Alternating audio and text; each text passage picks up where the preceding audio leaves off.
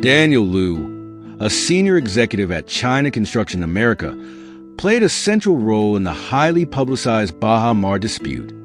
Now, it appears he's not only continued to advance in his career, but has also secured a new position as a special envoy to China appointed by the Bahamian government.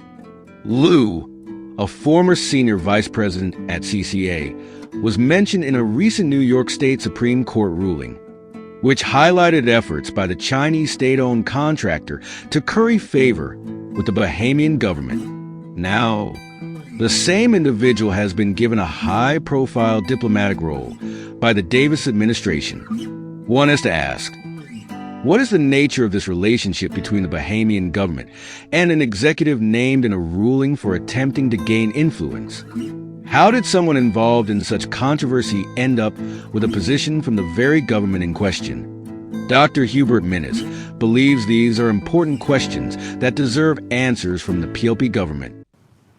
I wish to raise a very troubling revelation that is being exposed by the press.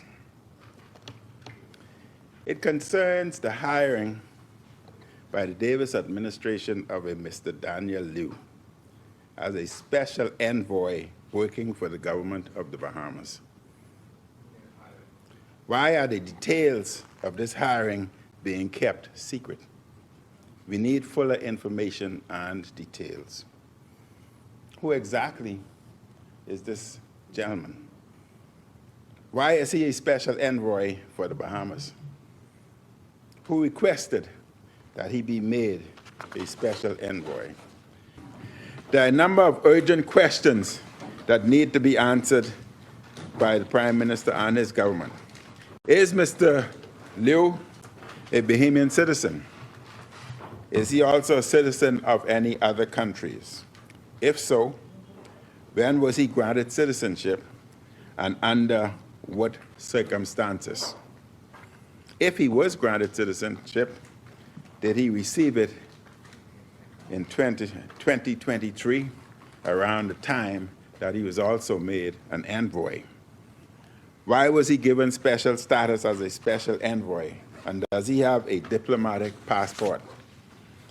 Has he been vetted by the Security and Intelligence Branch in order to serve as a special envoy? Is he ordinarily resident of the Bahamas?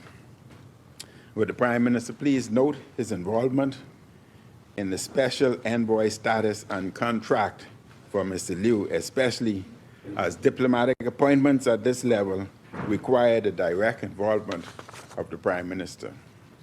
What are the nature and details of his contracts with the Bahamas government?